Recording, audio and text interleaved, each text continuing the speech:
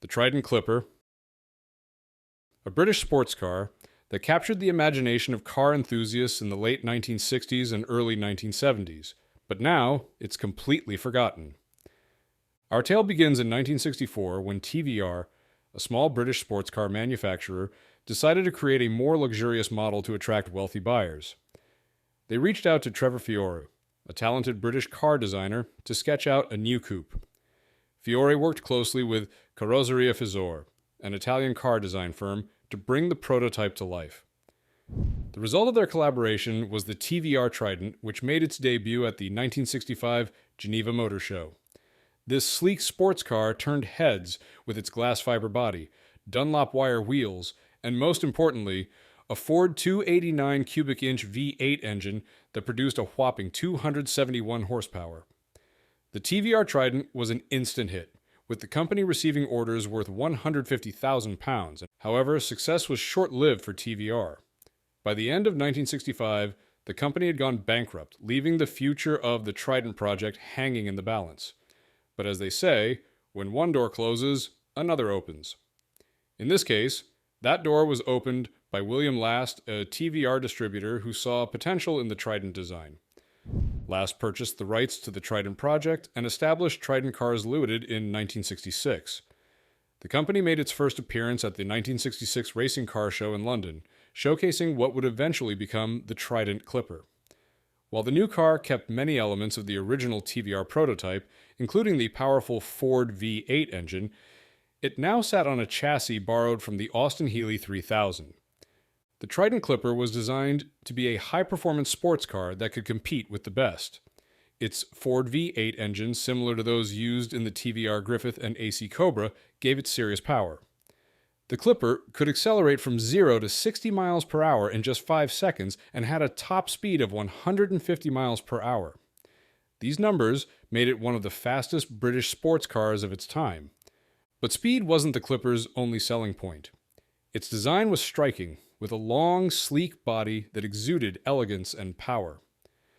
The car's lightweight construction, combined with its powerful engine, made it a joy to drive for those lucky enough to get behind the wheel. However, the Trident Clipper wasn't without its challenges. Its price tag of £1,923 in 1967 made it more expensive than some of its competitors, like the Sunbeam Tiger, which sold for £1,471. While it was still cheaper than the AC Cobra, which cost £2,952, the Clipper's high price limited its appeal to a smaller group of wealthy buyers. To broaden its customer base, Trident Cars introduced several variants of the Clipper.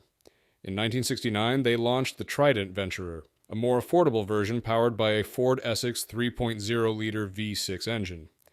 This engine produced 138 horsepower, making the Venturer less powerful but more economical than the Clipper. The Venturer used a lengthened Triumph TR6 chassis, which provided independent suspension at all 4 corners. 2 years later, in 1971, Trident introduced another variant called the Tycoon. This model was similar in design to the Venturer, but featured a Triumph 2.5-liter inline-6 engine with fuel injection, producing 150 horsepower. The Tycoon was aimed at buyers looking for a more luxurious grand touring experience and came fitted with an automatic transmission. Despite these efforts to diversify their lineup, Trident Cars faced significant challenges. The global oil crisis of 1973 hit the company hard as demand for high-performance, fuel-hungry cars plummeted. Rising fuel costs made cars like the Clipper less attractive to buyers, and Trident Cars struggled to stay afloat. By the end of 1974, Trident Cars had stopped production altogether.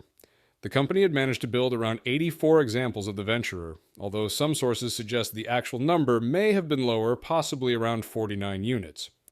The Tycoon was even rarer, with only 6 or 7 units ever built. William Last made one final attempt to revive the brand in 1976. He introduced a revised version of the Clipper at the London Motor Show, featuring new safety bumpers and a Chrysler 5.9-liter V8 engine that produced around 300 horsepower. This new Clipper was designed to meet U.S. federal safety regulations, but despite these changes, the company failed to secure enough orders to continue production. Only 2 examples of this revised Clipper were built before Trident cars finally shut down for good in 1977. Today, the Trident Clipper and its variants are rare and sought-after collector's items. They represent a unique chapter in British automotive history, showcasing the ingenuity and ambition of small-scale car manufacturers in the 1960s and 1970s.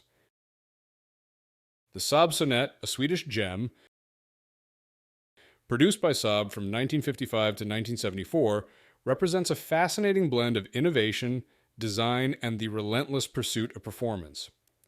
Our story begins in 1954, when a Saab engineer named Rolf Melde had a vision. He started sketching designs for a sports car, a project that initially didn't catch much attention from Saab's management. Undeterred, Melde and his team pressed on, working on their dream car in their spare time. What emerged from their efforts was the Saab Sonett 1, also known as the Saab 94. This wasn't just any sports car. The Sonett 1 featured a revolutionary chassis design using stressed skin made of light metal. This was a significant departure from the tubular frames common in sports cars of that era. The result? A dramatically lighter vehicle that promised enhanced performance. But the innovations didn't stop there. The team chose to construct the body out of fiberglass, a material that was considered cutting-edge and experimental at the time. To bring this vision to life, they turned to a company called Svenska Oljeslageri Aktiebolaget, hope I pronounced that correctly, or SOAB, located in Gothenburg. SOAB, primarily an oil processing company, had the expertise needed to work with this new material. The Sonett 1's construction took place far from Saab's main facilities in Trollhättan. Instead, the prototype came to life in a barn in Osaka, about 60 kilometers away. This humble beginning adds a touch of romance to the Sonett's origin story, reminiscent of many great innovations that start in garages and workshops. The final styling of the Sonett 1 was entrusted to Sixten Sasson, a name that would become synonymous with Saab's design language. Sasson crafted a sleek, aerodynamic body that turned heads when the car debuted at the Stockholm Motor Show in February 1956. The Sonett 1 was more than just a pretty face. Under its stylish exterior lurked a tuned two-stroke engine capable of producing 57.5 horsepower. This might not sound like much today, but it was enough to propel the lightweight Sonett 1 to speeds of up to 210 kilometers per hour. Despite the positive reception and impressive performance, only 6 prototypes of the Sonett 1 were ever built. Saab ultimately decided against mass production, citing shifting priorities and the challenges of producing such a specialized vehicle. But the Sonett story doesn't end there. In the early 1960s, Saab's US dealers began clamoring for a sports car to compete with popular European imports. This demand led to the development of the Sonett 2. The Sonett 2 initially used the same two-stroke engine found in the Saab 96 Monte Carlo, offering 59 horsepower and a top speed of 100 miles per hour. Sixten Sasson was once again involved in the design process, but the final prototype was actually based on a design by Bjorn Karlström, who worked for a Swedish aircraft manufacturer called MFI. Like its predecessor, the Sonett 2 featured a fiberglass body. This time, however, it was mounted on a steel chassis that included an integral roll bar, enhancing both safety and structural integrity. The Sonett 2 made its debut at the New York Auto Show in 1966, where it was well received. However, only 258 units were built before Saab was forced to make changes due to stricter US emission regulations. This led to the creation of the Sonett V4 in 1967. The V4 variant used a 1.5-liter Ford Taunus V4 engine, which not only met the new emission standards, but also provided a slight increase in power. To accommodate this larger engine, Saab had to redesign the car's hood. In 1970, Saab introduced the Sonett 3, representing a significant redesign aimed at improving marketability and meeting increasingly stringent safety and emissions regulations. The redesign was led by Italian designer Sergio Coggiola, who gave the car a more modern wedge-like shape. However, the final touches were completed by Saab's own Gunnar A. Sjögren, who adapted Coggiola's designs to better fit Saab's manufacturing capabilities. The Sonett 3 boasted several new features, including hidden headlights, a hinged rear window, and a more ergonomic interior with a floor-mounted shifter. It retained the Ford V4 engine, now tuned to produce 65 horsepower. Despite these improvements, the Sonett 3's production was impacted by the 1973 oil crisis, which reduced demand for sports cars across the industry. Nevertheless, the Sonett 3 continued to impress with its handling and safety features, including an innovative three-point seatbelt, a rarity in sports cars of the time. The Sonett 3 also made a name for itself in racing, performing well in various Sports Car Club of America, SCCA, events. This success on the track was a testament to the robust design and engineering that went into the car. However, all good things must come to an end. In 1974, due to poor sales and changing market conditions, Saab decided to discontinue the Sonett line. The Sonett 3 would be the last in this unique series of sports cars. The Warwick GT350. In the early 1960s, a small British car company embarked on an ambitious project to create a sports car that would rival the best in the world.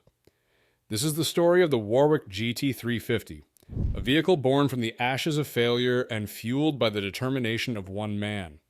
Our tale begins with Peerless Cars, a British manufacturer that had created the innovative Peerless GT. This car was ahead of its time, featuring a fiberglass body and using mechanical parts from the Triumph TR3. But despite its advanced design, Peerless Cars faced financial troubles and closed its doors in 1960. Most people would have given up at this point, but not Bernie Rogers. As the director of Peerless, Rogers believed in the potential of their design.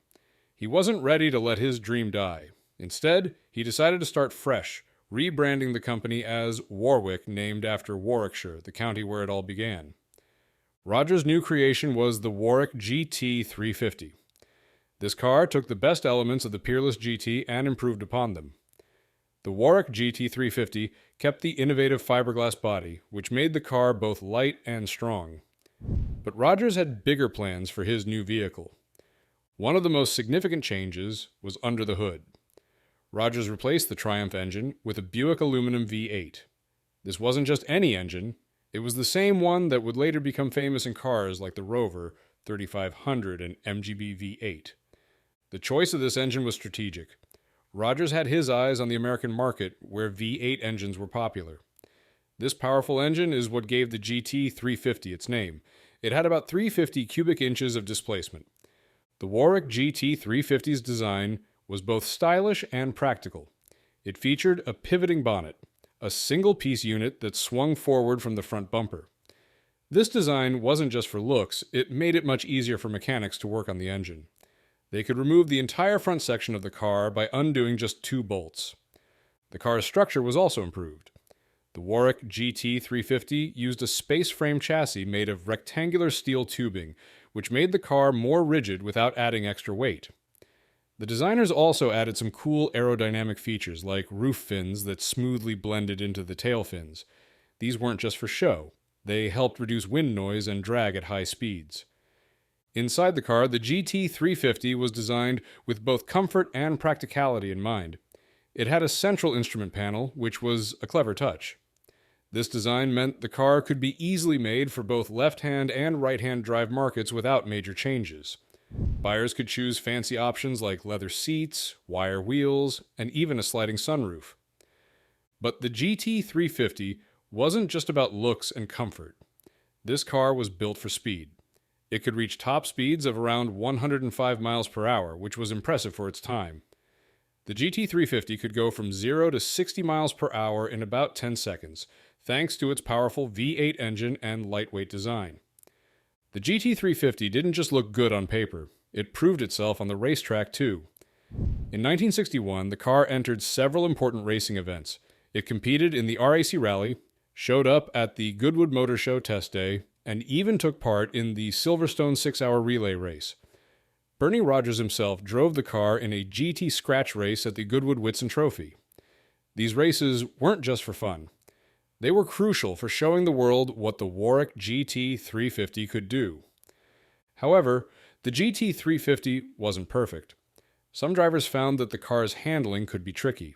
On smooth roads, it held the road well, but on bumpy surfaces, especially when cornering, the car could bounce uncomfortably. The suspension, which used parts from the Triumph TR3 in the front and a Didion setup in the rear, didn't always provide consistent handling. Despite these challenges, the Warwick GT350 remained competitive in races. Its lightweight and powerful engine gave it an edge in acceleration and top speed. The car also proved its durability in endurance races, showing it could handle the stress of long hard drives. But the Warwick GT350 faced more than just handling issues. The car sat very low to the ground, which made it less practical for everyday driving, especially on rough roads. The steering was heavy at low speeds, which some drivers didn't like. The handbrake was another weak point. Unlike the traditional handbrake in the Peerless GT, the Warwick used an umbrella-type handbrake under the dashboard.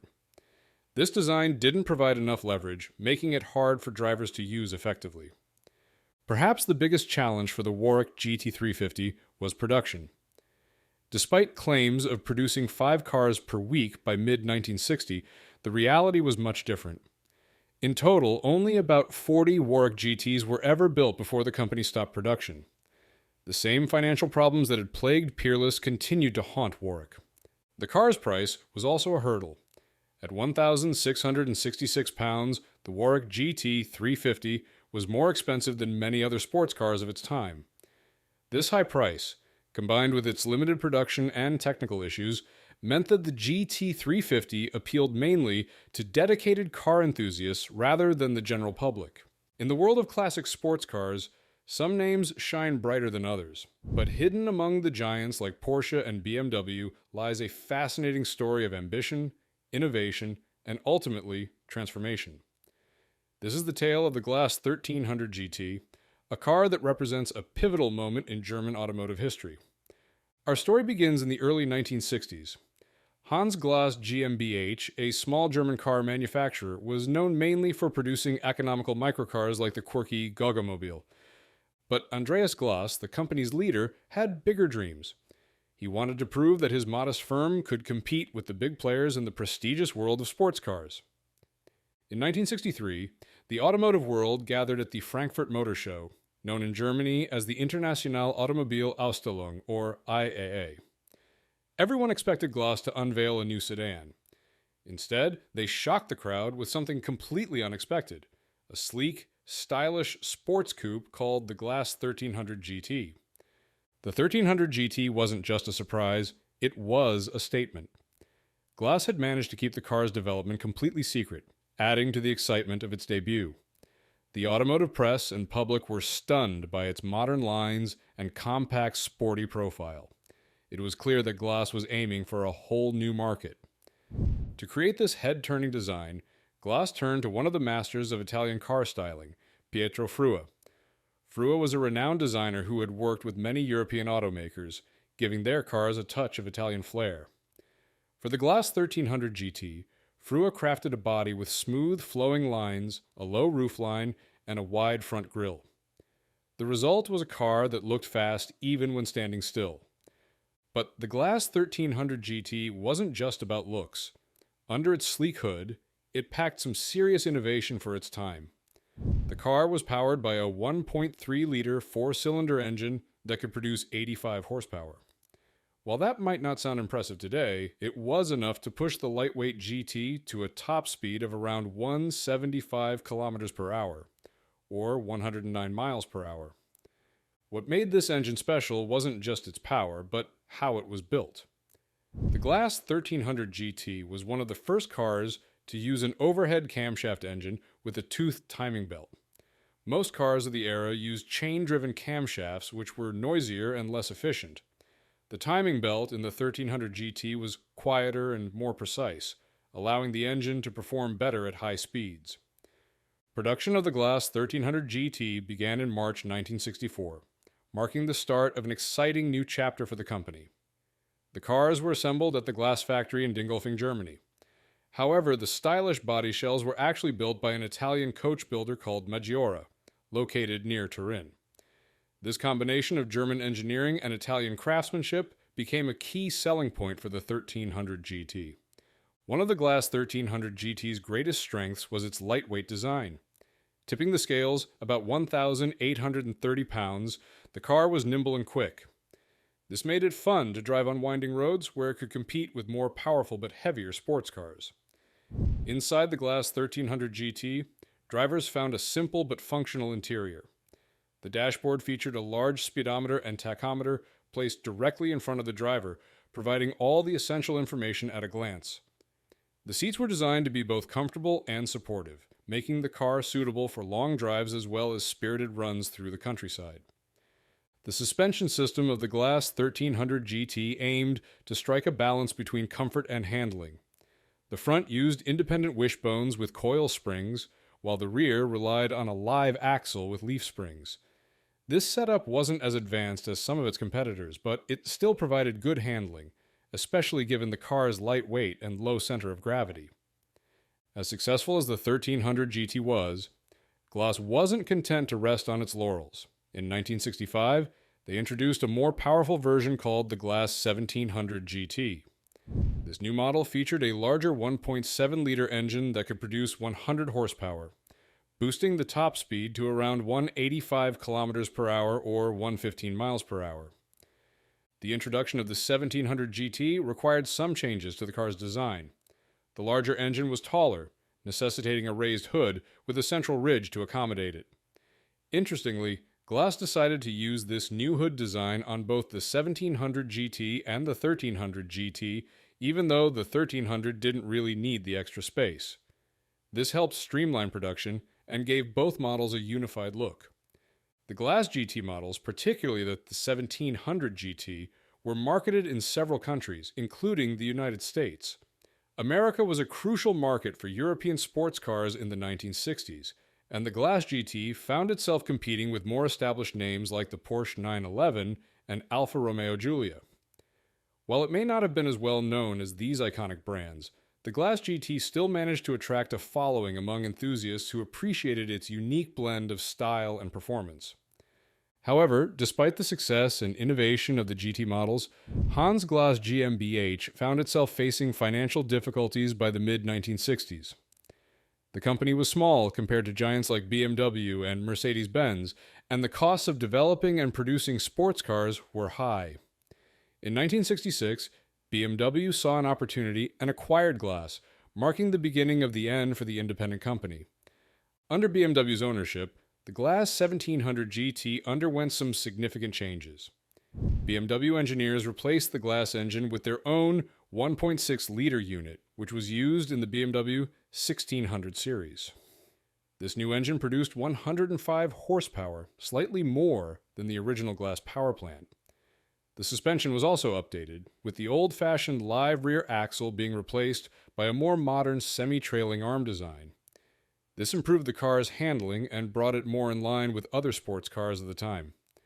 Cosmetically, BMW made sure to put their stamp on the car.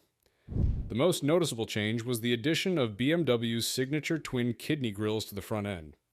New round taillights, similar to those used on other BMW models, were also fitted. This updated version was sold as the BMW 1600 GT. However, the BMW 1600 GT had a short production run. Between 1967 and 1968, only 1,259 units were built. After 1968, the Glass name disappeared from the automotive world as BMW fully absorbed the smaller company. The Tornado Talisman.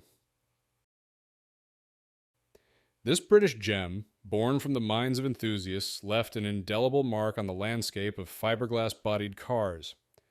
Our story begins in 1957 in the quaint town of Mill End Rickmansworth, located in Hertfordshire, England. It was here that two car enthusiasts, Bill Woodhouse and Tony Bullen, founded Tornado Cars Limited. Their vision was simple yet ambitious, to create fast, lightweight sports cars that wouldn't break the bank. Tornado Cars' first offering was the Tornado Typhoon. This two-door convertible could be purchased either as a kit or a complete car, catering to the growing trend of specials, cars built from available mechanical components. The Typhoon found success, with about 400 units sold between 1957 and 1962. Riding on this wave of success, Tornado Cars introduced the Tornado Tempest around 1960. This model was designed to use a Ford Anglia 105E engine and featured independent suspension. Despite its advanced features, the Tempest didn't quite catch on, with only about 15 units produced. The company also dabbled in creating a car for racing enthusiasts. The Tornado Thunderbolt, powered by a Triumph TR3 engine, was built as a one-off model. It boasted a stronger chassis and suspension than its predecessors, but never made it to mass production. By the early 1960s, Tornado cars realized they needed to up their game to stay competitive in the evolving sports car market. This realization led to the birth of their most ambitious project yet, the Tornado Talisman. Launched in 1961, the Talisman marked a new chapter for Tornado cars. Unlike its predecessors, the Talisman was a fully designed, stylish 2+2 coupe. Its elegant fiberglass body, crafted by the renowned Williams and Pritchard, was draped over a tubular chassis, striking a perfect balance between rigidity and lightweight construction. The Talisman suspension system was ahead of its time. It featured independent, double wishbone suspension at both the front and rear, providing superior handling, especially when cornering at high speeds. The steering system, borrowed from the Triumph Herald, used a precise rack and pinion setup. When it came to braking, the Talisman didn't cut corners. It was equipped with Girling 9-inch front discs and 7-inch rear drums, also sourced from Triumph. This combination of lightweight construction and high-quality suspension and steering systems made the Talisman a force to be reckoned with on the road. One of the Talisman's biggest selling points was its affordability. Buyers could choose between purchasing it as a kit for £875 or as a fully built car for £1,259. These prices made it significantly cheaper than competitors like the Lotus Elite or Jaguar XK150. Under the hood, the Talisman was powered by a Ford Classic 1,340cc engine, known for its reliability. The base engine produced 75 horsepower and was paired with twin-choke Weber carburetors. For those craving more power, an upgrade to a Cosworth-tuned 1,498cc engine was available, boosting the output to 86 horsepower. The Talisman could reach a top speed of 102 miles per hour and accelerate from 0 to 90 miles per hour in 25.2 seconds. The car's excellent suspension system allowed for remarkable stability, particularly during high-speed cornering, making it a favorite in amateur racing circuits. Autocar Magazine, a respected publication in the automotive world, praised the Talisman for its satisfying driving experience. They noted its precise steering and responsive throttle control. However, they also pointed out that the stiff suspension, while great for racing, could make for a harsh ride on poor road surfaces. Despite its promising performance and favorable reviews, Tornado cars faced significant financial challenges. By the end of 1962, it became clear that the company needed additional capital to stay afloat. In a bid to save the company, Tornado cars was sold in 1963 to John Rex Glynn Beckert, a Jaguar racing driver. One of their ambitious projects during this time was the development of a Talisman 5.8, based on the chassis of a Daimler SP250. This souped-up version of the Talisman even caught the attention of Jaguar Limited, where it was tested and evaluated. However, despite these efforts, Tornado cars couldn't overcome its financial difficulties. Production of the Tornado Talisman ceased in 1964 after approximately 186 units had been built. The company eventually went into liquidation, marking the end of Tornado cars as an independent manufacturer. Today, the Tornado Talisman is a rare and collectible car, with only a small number of surviving examples. It represents a unique chapter in British automotive history, showcasing the ingenuity and passion of small-scale manufacturers in the 1960s.